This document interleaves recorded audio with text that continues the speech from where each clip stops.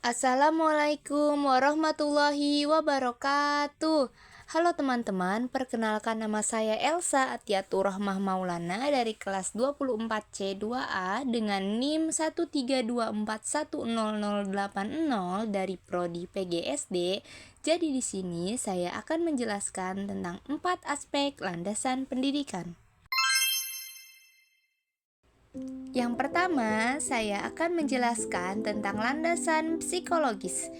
Psikologi pendidikan adalah salah satu bagian dari studi psikologi mengenai faktor dan proses yang berkaitan dengan pendidikan. Fokus dari psikologi pendidikan adalah pada masalah belajar, terutama kegiatan mengajar. Subjek utama dari psikologi pendidikan adalah dosen dan guru. Mereka dituntut menguasai bidang ilmu satu ini untuk menjalankan fungsinya dengan memahami perbedaan siswa, menentukan strategi pembelajaran, memberi bimbingan, memberi motivasi belajar, sampai menciptakan suasana belajar yang kondusif. Dalam pelaksanaan pendidikan, psikologi mempunyai peran yang mutlak. Dengan menggunakan analisis psikologi, maka para pendidik akan memahami struktur psikologis anak dalam menjalankan kegiatannya. Penerapan dalam pendidikan. Yang pertama, penggunaan teknologi dalam pembelajaran. Menggunakan teknologi untuk meningkatkan efektivitas pembelajaran. Yang kedua, pembelajaran berbasis kompetensi. Mengembangkan kemampuan siswa berdasarkan standar kompetensi. Yang kedua ada landasan yuridis. Landasan yuridis adalah pertimbangan atau alasan yang akan menggambarkan bahwa peraturan yang dibentuk untuk mengatasi permasalahan hukum atau mengisi kekosongan hukum dengan mempertimbangkan aturan yang telah ada, yang akan diubah atau yang akan dicabut guna memahami kepastian hukum dan rasa keadilan masyarakat. Unsur yuridis adalah menyangkut persoalan hukum yang berkaitan dengan substansi atau materi yang diatur sehingga perlu dibentuk peraturan perundang-undangan yang baru. Contoh pasal dalam UUD 1945 yang menjadi landasan yuridis pendidikan adalah: yang pertama, pasal 31 ayat 1 yang menyatakan bahwa setiap warga negara berhak mendapatkan pendidikan.